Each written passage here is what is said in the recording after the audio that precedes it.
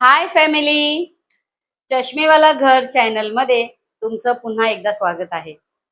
तर आज तुम्हा सगळ्यांना मी आधी होळीच्या आणि रंगपंचमीच्या शुभेच्छा देत आहे. तर आज होळी आहे, त्या निमित्ताने आज मी तुम्हाला गावरान पद्धतीने कटाची आमटी आणि लुसलुशीत मऊ मऊ पुरणाच्या पोळ्या या रेसिपीज दाखवणार आहे. तर चला तर मग काहीही वेळ न लावता आपण रेसिपी बघूया. तर आता आपण रेसिपीला सुरुवात करूया. आधी जे लागणारं साहित्य आहे पुरणपोळीचं ते आधी बघूया आपण. इथे मी घेतलेली आहे 1.5 वाटी चणा डाळ. ती मी भिजत ठेवली आहे 1 तास. बघू शकता तुम्ही. इथे आहे जेवढी तुम्ही डाळ घ्याल 1.5 वाटी तेवढाच तुम्हाला गूळ सुद्धा घ्यायचा आहे. तर 1.5 वाटी चणा डाळ, 1.5 वाटी गूळ. इथे तुम्ही बघाल जायफळ पूड आहे आणि हे सुंठ पावडर. हे आहे मैद्याचं पीठ. हे अगदी थोडं घ्यायचं पाव वाटी आणि हे आहे गव्हाचं पीठ. तर आता मी ही 1 वाटी दाखवलेली आहे. याच्यात अजून अर्धी वाटी घ्यायचंय मला अजून गव्हाचं पीठ. म्हणजे 1.5 वाटी गव्हाचं पीठ आणि पाव वाटी मैदा. ठीक आहे? तर आता आणि आपलं तुम्हाला तर माहिती आहे नेहमीचंच आपलं गोवर्धन घी. लुसलुशीत मऊ मऊ पोळ्यांसाठी आपलं गोवर्धन घी बेस्ट आहे. आता बघू शकता तुम्ही पाण्याला उकड आलेली आहे. आता याच्यामध्ये मी डाळ सोडत आहे. आता या पाण्यामध्ये थोडी हळद, थोडंसं चवीपुरतं मीठ आणि थोडं तेल. 1 चमचभर तेल टाका. हे व्यवस्थित डाळ वर खाली करून घ्यायची जेणेकरून त्याला तेल लागलं पाहिजे. बघू शकता तुम्ही मी व्यवस्थित वर खाली करून घेते. आता ह्याला चांगली शिजू द्या. व्यवस्थित शिजेल ना मग ह्याचा आपल्याला कट साईडला काढायचा आहे जेणेकरून मी कटाची आमटी बनवून दाखवेन तुम्हाला. आता तुम्ही बघू शकता की डाळ चांगली शिजलेली आहे बघा. अजून थोडा वेळ जरा शिजली पाहिजे. अशी मऊ लुसलुशीत झाली पाहिजे. ही बघा कशी शिजली बघा डाळ. अशी छान शिजली पाहिजे. आणि याच्यावरती जो फेस येतो डाळ शिजवताना तो काढून फेकून द्यायचा. आता ही डाळ शिजते तोपर्यंत मी कणिक मळून घेते आणि कणिक एकदम मऊ कशी होईल त्याची एक ट्रिक तुम्हाला दाखवणार आहे मी आज. तर चला आता आपण कणिक मळून घेऊया. कणिक मळायला घेऊ. याच्यात घातले मी 1 वाटी गव्हाचं पीठ. त्याचं चांगलं चाळून घ्यायचं. आता याच्यात घ्यायचं आपल्याला मैदा. चाळून घ्यायचा. चवीपुरतं मीठ. पाण्यात थोडीशी हळद मिक्स करून ह्या पाण्याने पीठ चांगलं मळून घ्यायचं. पीठ थोडंसं कडकच मळायचं ना कारण ते पाण्यात ठेवायचं आपल्याला मऊ व्हायला. आता हे आपण कणिक असं मळून घेतलंय. आता हे मऊ लुसलुशीत होण्यासाठी मी या पाण्यामध्ये ठेवून देत आहे. असा अर्धा तास ठेवायचंय तुम्हाला आणि नंतर स्ट्रेच करत करत मळायचंय. चांगलं मऊ होणार. तर आता आपण आधी कटाची आमटी करून घेऊया. कटाच्या आमटीसाठी मी हा जी डाळ शिजवली ना त्याचा कट काढलेला आहे. याची आपल्याला आमटी करायची. आता आपण याच्यामध्ये तेल घालणार आहोत. 2 ते 3 चमचे तेल घाला. याच्यामध्ये थोडीशी राई. चांगली जरा तडतडू द्या का मग लगेच कढीपत्ता घाला. भरपूर सगळा कढीपत्ता घाला. आता हिंग ऍड करा. आता हे जे आपण वाटण केलेलं आहे सुकं खोबरं, कोथिंबीर, भरपूर सारा लसूण आणि जिरं याचा आपण थोडं भरडं केलंय बघू शकता तुम्ही. एकदम बारीक नाही करायचं. ते सोडायचं. चांगलं मिक्स करायचं. चांगलं परतवून घ्यायचंय तेलावर. याच्यामध्ये थोडी हळद, मसाला तुम्हाला किती तिखट आवडतं त्या हिशोबाने तुम्ही मसाला टाकू शकता. तर हे चांगलं परतवा तेलामध्ये मसाला हळद मध्ये. आपण जो कट काढलाय ना त्याच्यामध्ये थोडी चणा डाळ पण स्मॅश करून घालायची आहे हा, जेणेकरून आपल्या कटाच्या आमटीला थोडा दाटसरपणा येईल. मसाला चांगला परतवून झालेला आहे. आता याच्यात आपल्याला ते जे करून ठेवलेलं कट आहे तो सोडायचा आहे.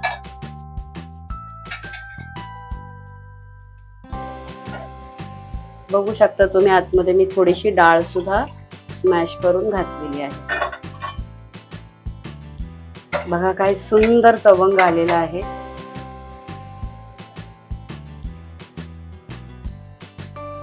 आता याच्यामध्ये आपल्याला चवीनुसार मीठ ऍड करायचं आहे. आता याच्यामध्ये मी चवीनुसार मीठ टाकलंय. आता याला चांगली उकळी येऊ द्या. काय मग फ्रेंड्स, तुम्ही आमचे व्हिडिओ बघता की नाही? रिप्लाय द्या, चांगले चांगले कमेंट करा, आम्हाला सुद्धा आवडेल. आणि अजून भरपूर रेसिपीज टाकतेच आहे मी, आणि अजून भरपूर रेसिपीज आमचे येणार आहेत. तर तुम्ही बघा आणि आम्हाला रिप्लाय करा.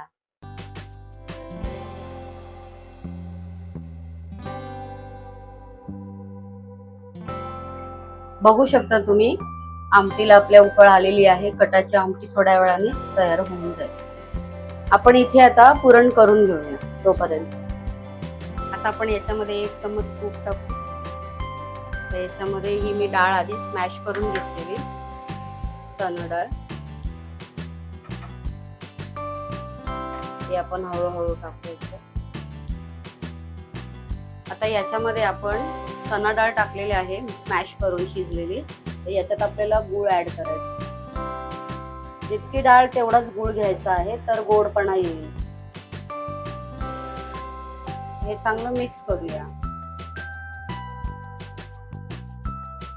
बारीक गॅस वरतीच करायचं आहे, कारण गूळ मेल्ट होतोय ना, खाली लागलं नाही पाहिजे, म्हणून त्यासाठी आपण नॉनस्टिकचं भांड वापरले, जेणेकरून खाली लागणार नाही.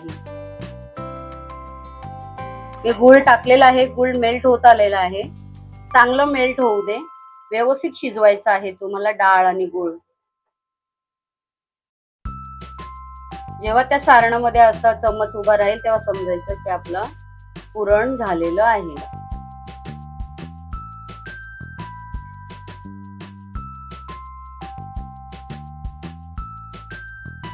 ही कटाची आमटी तयार झालेली आहे.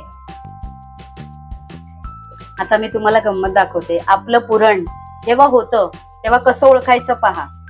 हा चम्मच असा उभा राहायला पाहिजे. राहिला म्हणजे आपलं पुरण तयार आहे. आता या स्टेजला आपल्याला याच्यामध्ये सुंठ पावडर, जायफळ पावडर आणि वेलची पूड हे टाकायचं आहे वरून. चला तर मग आपण आता हे टाकूया वरून. असा छान सुगंध आला पाहिजे ना पुरणला. चांगलं मिक्स करायचं. व्यवस्थित झालेलं आणि हे थंड करून मग वाटून घ्यायचं.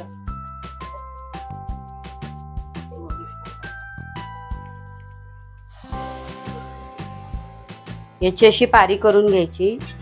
याच्यामध्ये सारण भरायचं, म्हणजे पुरण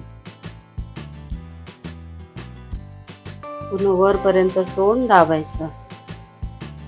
दाबलं, थोडंसं पीठ घ्यायचं आणि लाटायचं.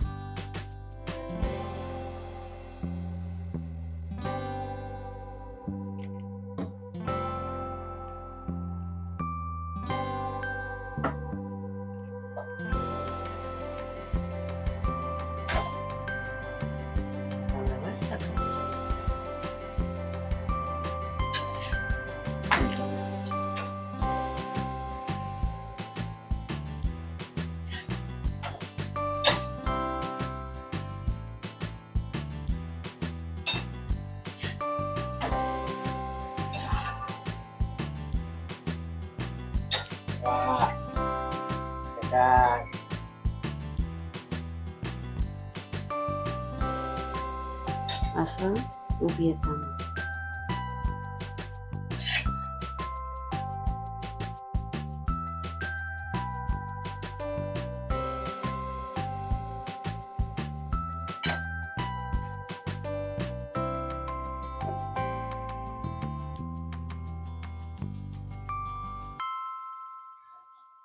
तर मग कशा वाटल्या पोळ्या बनवताना? अशाच पोळ्या बनवा आणि घरातल्यांना खायला घाला. तर मग तुम्हा सगळ्यांना परत एकदा होळीच्या खूप खूप शुभेच्छा. जपून उद्या रंगपंचमी खेळा. चांगल्यातले कलर वापरा म्हणजे ऑर्गॅनिक. ठीक आहे? आणि कोणाला इजा करू नका.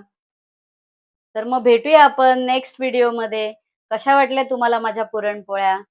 नक्की कमेंट करून कळवा आम्हाला आणि लाईक, शेअर, सबस्क्राईब करायला विसरायचं नाही.